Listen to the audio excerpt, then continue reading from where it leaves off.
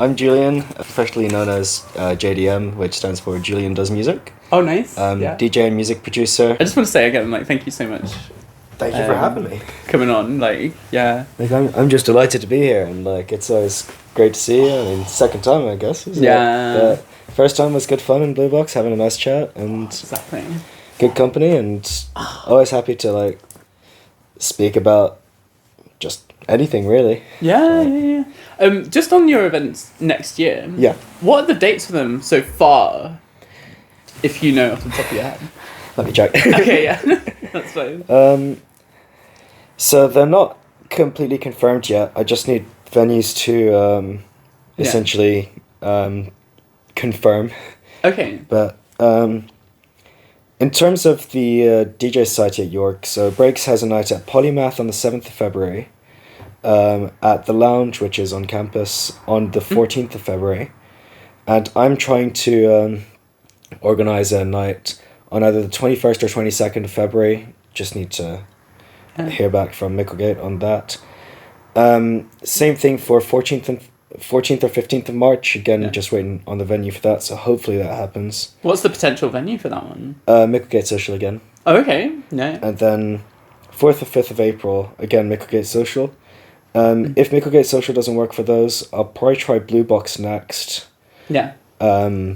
And if that doesn't work, then I'll probably go for a Polymath. But it's just the typical events organising thing of you can't do everything on your own, and you have to wait for people to get back to you or check calendars and check prices and see if they can do discounts or deals and all that kind of fun stuff. Or part of being a DJ, eh? Tell me about it. Yeah. Life of a DJ. Yeah. Yeah, that's why I'm only doing one a month, or properly organising one a month for the next couple of months, just because with third year I can't really neglect studies. No.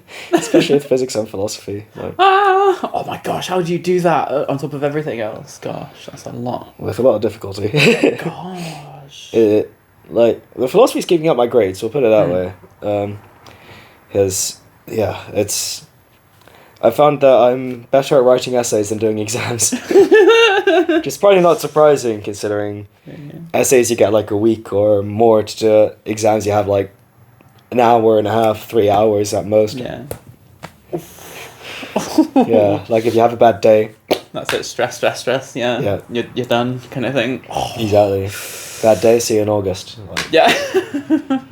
Yeah. Gosh, pressure. No pressure then, yeah. It's only an undergrad degree. Oh no, yeah. Yeah. That's not much. Too stupid for a master's, so Ow! It's okay. Oh. Don't need it. We're all a little bit stupid anyway, so it's fine. Yeah. Although usually the more you know, the more you realise you don't know, and the more you think, God damn, I'm an idiot. And then you always just end up thinking about everything, and then it's the thinking then makes you look even stupider because you're thinking it. Yeah. Loops. Why don't I know the answer to this? I used to know this thing, but I don't anymore. Why can't I do this anymore? What? What do you mean I can't prove this from first principles anymore? I used to be able to do that in A-level. Yeah, you haven't done it in 4 years. It's only been 4 years. What? Where's my brain been? It's only been 4 years. Oh wait, that's 20% of my life almost. Yeah, 21, so not quite. Yeah. Yeah. A little bit.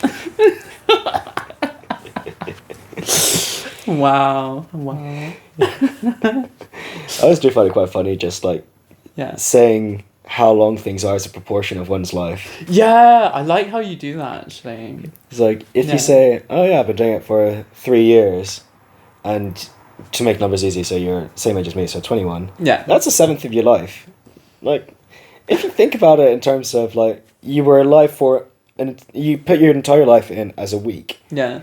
You've been doing that thing for one whole day of that week. Or in other words, for the entirety of your existence. Out of every week you've been alive, you've been spending one day where you've been doing X thing. Wow, yeah, that's perspective. I love different perspectives of things as well.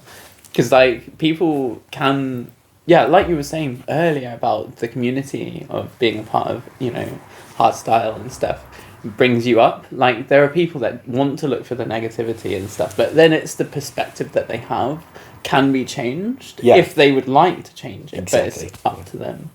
Yeah, and like if you just try to drag people down, you're never going to get very far. Like, even if you get lucky and you have one big song, if you're just constantly trying to drag people down, people aren't going to want to work with you. Like, there's just no point in being an asshole. Exactly. You might as well just be nice and like, someone asks you a question, you don't necessarily have to answer it, but don't just you're like, oh, fuck off, you're not big enough for me to talk to you. No. It's like, what? People? Yeah, like, you get big-headed until all of a sudden you're trying to do the same thing to someone bigger than you. Yeah. Like, no matter how big a fish you become, there'll always be a shark that's bigger than you and that's able to eat you, so you want to try and...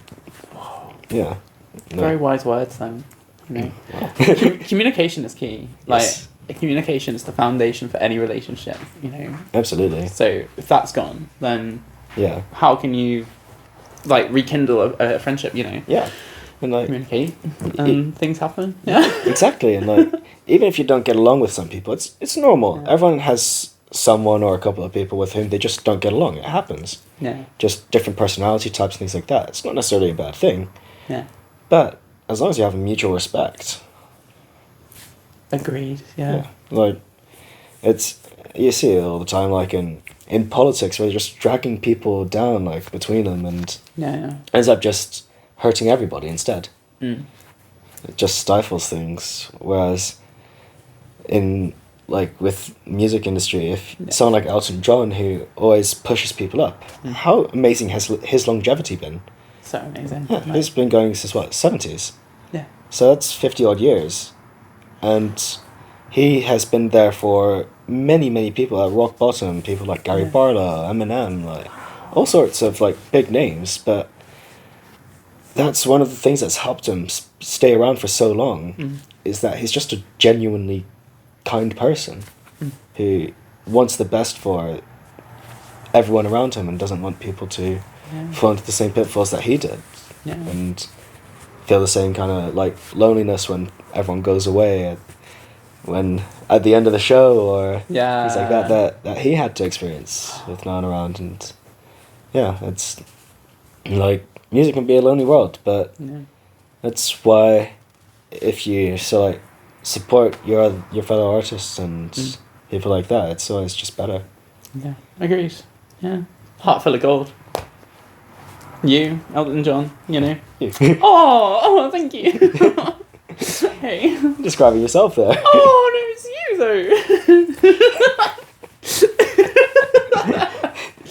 though. Gonna be flattered so much, I'm gonna be like completely like pancaked against the floor. Oh, Julian. Oh, it's okay. Oh, okay. Wow.